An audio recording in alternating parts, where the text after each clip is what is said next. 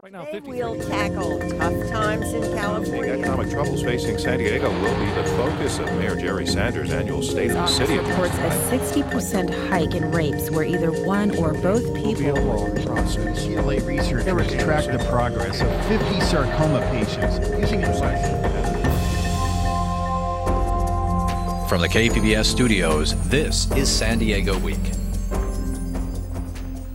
Good evening. I'm Amita Sharma. Thanks for joining us. Osama bin Laden changed America forever 10 years ago. Tonight we'll discuss whether his killing will weaken U.S. enemies or embolden them. And we'll talk to a retired Navy SEAL about what it's like to be a part of what some say is the best commando team in the world. Also, two former San Diego redevelopment officials are charged with embezzlement. Plus, San Diego reaches a deal on retiree health benefits. And finally, the effects of Mexico's devastating drug war on U.S. border cities.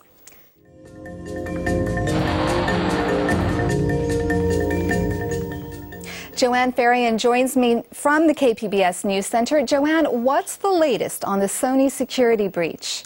Well, Amitha, Sony faces a $1 billion class action lawsuit for a security breach affecting more than 100 million users. A network center in San Diego discovered the online robbery. Hackers breached the Sony PlayStation network, gaining access to personal information like usernames, addresses, passwords, and credit card numbers. San Diego City Council is trying to find ways to stop a plan that would cut hours at libraries and recreation centers in half. The cuts would mean the loss of 77 full-time city jobs. The closures are part of Mayor Sanders' proposal to close the city's $57 million budget shortfall. And the Navy SEAL responsible for the death of Osama bin Laden had four-legged help. A military dog was with the elite team when it took down the former al-Qaeda leader Sunday in Pakistan. Dogs have played a role in military operations for more than 100 years. President Obama met with members of SEAL Team 6 today. It's not known whether the pup was with them. Amitha?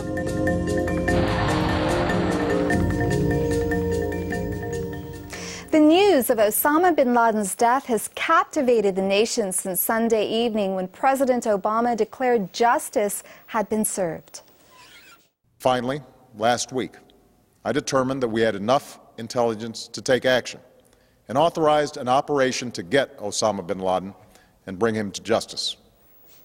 Here in San Diego, reaction to bin Laden's death ranged from relief to fear. Death, really is going to make the world safer because there's his protege in Yemen, the American-born, I don't know his name, but I think he's a new threat and we'd take care of him. But I think it's a great step towards taking down al-Qaeda and its affiliates. I think that the raucous celebration sends the wrong message out to the world. I was thinking about time because, about time that all this stuff that is happening finally got resolved now that he's killed and now everybody can just move on. Having served, I know that it's going to cause some more strife for our Marines and our soldiers that are in Afghanistan right now. President Obama went to Ground Zero yesterday where he met with family members of some of the nearly 3,000 people killed in the September 11th attacks. He also visited a fire station that suffered heavy casualties during the rescue efforts. Many San Diego County residents lost family members or friends on 9/11. Earlier this week, we spoke to Del Mar resident Brandon Keller, whose older brother was killed. My brother was Chad or Chandler Keller. I was sitting on the couch at my aunt's house and I saw my dad come to the door at 2:00 p.m. in the afternoon. I opened the door and he said, your brother was on Flight 77. He was my hero, somebody I looked up to all the time, and I always wanted to be like him. There's no doubt Osama bin Laden's death is a major victory for the U.S. war on terror, but how likely is it that al-Qaeda and other like-minded terror groups die with him? Earlier today, I spoke with San Diego State University political science professor Deepak Gupta to answer that question. Dr. Gupta, you said this week it's easy to kill a person, not so easy to kill an idea. How does the death of bin Laden affect al-Qaeda and its affiliates around the globe? First of all, al-Qaeda, you have to understand, stands for one organization, which, by the way, has been decimated, and Osama bin Laden is the head of that organization. But al-Qaeda is also a movement, and that is propelled by the ideas of bin Laden and many other very radical Islamic scholars and thinkers and Islamic agitators who have propelled many people to join the groups. And these are al-Qaeda affiliates. These groups are the groups that are only inspired by al-Qaeda. So al-Qaeda says it now plans to avenge the killing of bin Laden. Do you think that we're likely to see accelerated terror plots against the U.S. now? Well, it can happen. Nobody knows for sure. But if you are thinking of a grand scheme, the kind of 9/11 attacks, it's very difficult to pull those off just because somebody has died. In fact, the history of terrorism tells us that when somebody dies, there is usually a lull because the chain is broken. In this case, we are much more likely to see inspired people taking, similar to the Times Square bomber, doing one thing or carrying out a bombing. The U.S. has touted Pakistan as a crucial ally in the war against terrorism, and yet we find out that bin Laden was living in relative luxury in a mansion in a military town where retired intelligence, retired military officers live in Pakistan. What does this say about our alliance with Pakistan? Our alliance in Pakistan, with Pakistan has always been a very troublesome relationship. It has always been a marriage of convenience, not one of love and respect, mutual respect. Therefore, we have to be cognizant of this. Second thing is, we also have to understand that Senator John Kerry yesterday said that United States is not in conflict with Pakistan as much as Pakistan is in conflict with itself. There are many people who are with conflicting ideologies and conflicting interests. So they have to find out, they have to determine what kind of country they want, which direction they want to go. Very quickly now, we went to war with Afghanistan to stop that country from being a safe haven for terrorists. What does this killing do to that war, given that it appears that Pakistan is a safe haven for terrorists? Well, first of all, I think that it gives us the cover to come out of Afghanistan with our heads held high.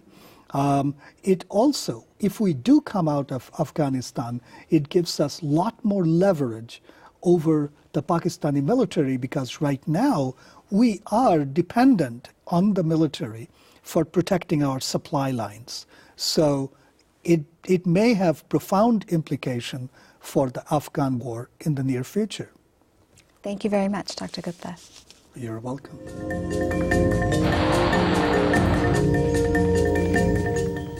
The motto of the Navy SEALs is "Failure is not an option." And the counter-terrorist team known as SEAL Team 6 that flew in the dark of the night into Pakistan this week to kill Osama bin Laden lived up to that credo. Here with me now is retired Navy SEAL and author of the book 21st Century Sniper, Brandon Webb. Brandon, what do you know about the SEAL Team 6? What is their history? You know, the history is really around a maritime counterterrorism group, you know, but these guys are just probably the most deadliest fighting force on the planet that we have today. So I mean, without really giving away anything, I mean, it's just these guys are doing just incredible things every day that no one hears about. What kind of missions do they conduct? It's really, it would be a little bit irresponsible to go into the exact, mission profiles that these guys have or do conduct, but I think it's, you see they do a lot of direct action type of missions where they assault the targets and they're looking for, high value targets. So these, killer capture type missions are pretty standard stuff for these guys. Well, without getting into too many specifics, what do you think went into the operation that took out bin Laden this week? What I think people don't realize is just how large this whole mission planning process is, and how many different players are involved. Because you have this massive amount of support for the actual very tail end of the mission. I mean, a much broader picture is, guys on the ground spending months developing, human intelligence. You've got Predator drones flying at, altitudes of 15,000 feet, and these guys, the systems in these drones are picking up footprints in the sand at over 15,000 feet. They've got change detection software, so they can tell within hours, what if different footprints are appearing at different, parts of the compound. So just painting this amazing picture that turns into actionable intelligence that these guys can finally get the go-ahead and go after bin Laden. So that is what happens during an operation. But what kind of training do Navy SEALs undergo? I understand it can be punishing. Yeah, I mean, the SEAL training, when you put it, everyone's always, it's you get a lot of different special forces groups comparing each other to each other, but when you really put the training and the selection process down on paper, and compare it to a lot of the other special operations groups, it's like comparing, a Harvard MBA to a degree from an online university. It's just the training that you go through as a SEAL is just, it's designed to get a guy that will just not quit and persevere. I had, I think, about 220 original candidates in my class, and we graduated, I think, just over 20 originals. So, the lack of the sleep deprivation, the cold water, 15-mile runs, 5-mile timed ocean swims, it's just pretty grueling training. Okay, very quickly now, you've been in some of the major hotspots in the world, Pakistan, Yemen, Iraq. With the demise of Osama bin Laden, what do you think happens to Al-Qaeda and similar terrorist networks around the world? Well, I think it leaves a big void that has to be filled. That's somewhat, the movement, the Al-Qaeda movement is, maybe a little bit rudderless right now. I know people say that bin Laden wasn't involved in major planning, but I would personally speculate otherwise. But I think it's really important for people to look at, bin Laden's a symptom of a much larger issue, and that's what are the root causes that really turn out the bin Ladens of the world, and that's the real issue I think we need to start focusing on is what are these social environments that produce, this extreme ideology. Okay, Brandon Webb, thank you so much for joining us. Sure.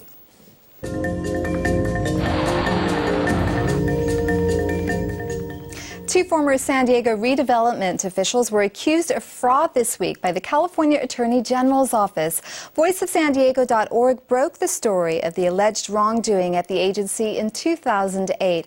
Will Carlos from The Voice joins me now to talk about the charges against the two former executives. Will, who were these officials and what are they charged with? The two people are Carolyn Smith, who's the former president of SCDC, and Dante Diacap, who was the former finance director, and they've been charged with five counts. Basically, you've got conspiracy, you've got three counts of embezzlement, and 1 count of misuse of public funds. They're all felonies, and they're looking at a total, if they're found guilty of everything, of around 7 years in prison, in addition to having to pay back all of the money that they allegedly took.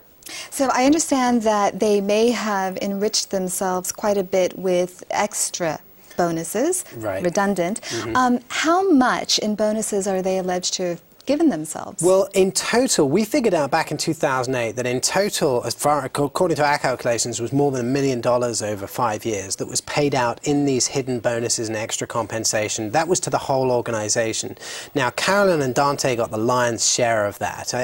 I'm not sure of the exact figures, but certainly they've been charged with paying themselves more than $200,000. I think it's somewhat more than that, but it kind of depends at this point what is defined as a bonus and what isn't, and I think that's why they've kept it to the $200,000. Now, why did the State Attorney General's office file charges in this case as opposed to the District Attorney's office? I think the only answer to that is we don't know. I mean, the Bonnie Dumanis, the local DA, obviously does have a public integrity unit that is tasked with doing these sorts of cases. For whatever reason, she didn't decide to take this case, or we don't even know if she was offered the chance to take this case, and the Attorney General did do it. I think it's fair to point out that the AG does do a lot of these sorts of cases. I mean, for example, it was an office of the Attorney General up in Los Angeles that did the City of Bell investigation. So it is within their purview. It's within their remit. I think at this point it was either or, and the Attorney General's office ended up doing it. But I don't know the details of that.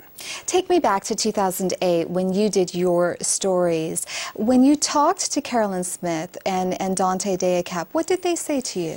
I never talked to Dante. I don't think I've ever once had an interview with Dante. I've had a couple of interviews with Carolyn, although, you know, she was very much trying to protect, trying to keep away from me, basically, and didn't really want to talk to me. But certainly when I confronted her with the bonuses the first time, it was kind of denial. It was like, well, these aren't bonuses. These are an acknowledgement payment or a sort of an in lieu payment. And really it was sort of these labels that had been attached to these payments. But I mean, I think I was able effectively, obviously, to cut through that and to say, no, at the end of the day, they are bonuses. They're over and above what you were supposed to be paid as a salary. I think, you know, obviously she, in the preceding months when the whole scandal was breaking and ever since, has maintained that she's done absolutely nothing wrong, and it was the same on Wednesday in the courtroom. I mean, talking to her attorneys, I mean, as far as they were concerned, these charges were nonsense and their clients have never done anything wrong. Who was minding the story here? Whose job is it to oversee the SEDC? Well, they did have a board of directors, and of course then you've also got the city council, which is kind of an extra de facto board of directors, and of course you've got the city, which the money kind of moves through. It moves through the comptroller's office at the city before it gets paid out in paychecks to these guys. Now, in fairness to the board of directors and the city council, they didn't know about this. No one had ever told them about it. As far as I know, I've never seen a memo or anything to the city council saying, hey, we're going to start paying ourselves hundreds of thousands of dollars in bonuses. And that, I think, is why they've ended up being charged, is this idea that it was hidden from the people who are overseeing it. So, I mean, a lot of fingers have been pointed at the people like the comptroller, and why didn't you guys catch this stuff? I mean, it was kept pretty hidden, and I only found it because I went through their tax records and compared it to their budget. So it was pretty well hidden. Okay, very quickly, what happens next? They've been arraigned. They're both out on bail at the moment. They had to pay $25,000 bail, and I think their next court appearance is on May the 9th. It's their readiness appearance, it's called. Okay, well, thank you so much. Thank you.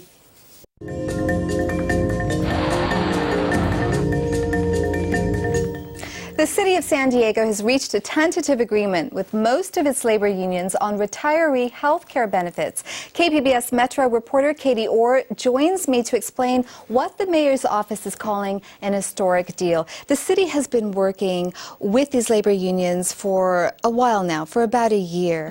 What does this deal do to lower retirement costs? Well, what it does is cap the retirement costs that employees can receive. It also makes employees contribute to those costs for the first time. It separates out the retiree health benefit into 3 tiers.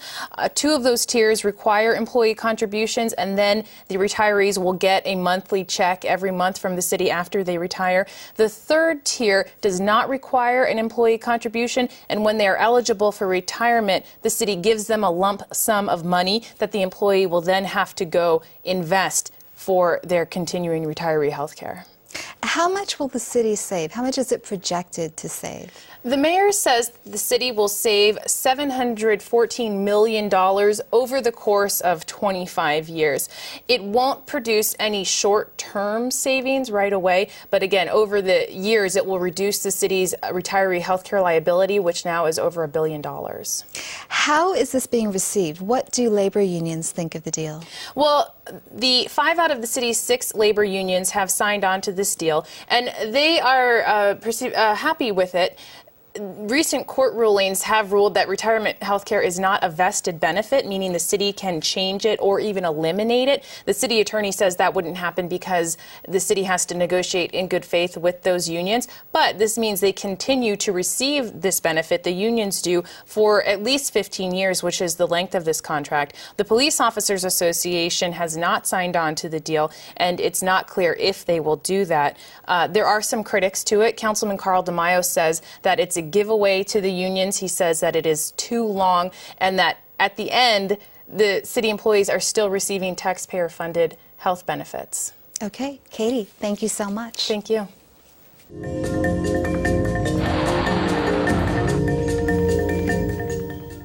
Mexico has waged a bloody war against drug cartels since President Felipe Calderón took office in 2006. Now support for the war is waning. Protests calling on Calderón to change his policy are planned for this weekend across Mexico. KPBS and Fronteras Desk social media editor Jose Luis Jimenez is here to explain what's expected to happen in Tijuana this weekend. How did this protest campaign get started? Well, Amita, started with one man, Javier Cecilia. He's a noted journalist and poet in Mexico. And his son, 24 years old, was killed in Cuernavaca along with 6 other people. And it is believed that he died at the hands of the drug cartels. Since then, he has stopped writing and has begun this protest campaign. Basically, he's asking Calderón to change his policy, to take the Mexican army off the streets and end the drug war. He's also calling on the Mexican drug cartels to stop their violent tactics. Basically, he's looking for peace, security, and justice for Mexico. What kind of effect is he having? Has he accomplished anything so far? Well, so far, they have a really good phrase which is calling for no más sangre, which the translation is no more bloodshed. He's also going around to town squares all across Mexico City and posting the names of the estimated 40,000 people who have been killed in a drug war. And in this clip, he explains why he's doing it. En el sentido de que poner esas placas, en primer lugar, para recordarles. The plaques are being put up to remember them and to tell the authorities who criminalize these people they are human beings, and behind them are families who are suffering very much. De carne y hueso, y que detrás de ellos hay familias que están sufriendo muchísimo. Cecilia has gotten the attention of President Calderón, who this week asked the Mexican people to continue to support him in his fight against the drug cartels.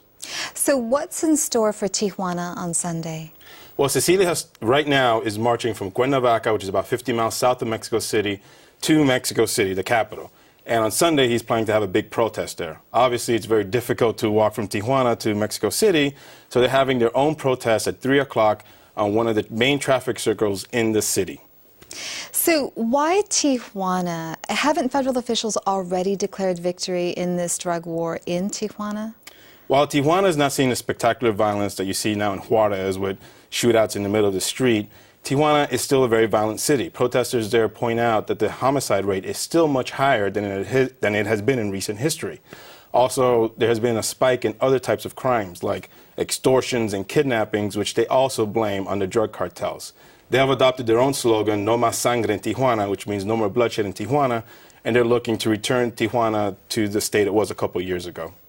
The Fronteras Desk is planning a series on the drug war. What can you tell us about this series? Yes, beginning on May 16th, we're going to be looking at the effects of the Mexican government's efforts to rein in the drug cartels on the U.S. It's called the Drug War at Home.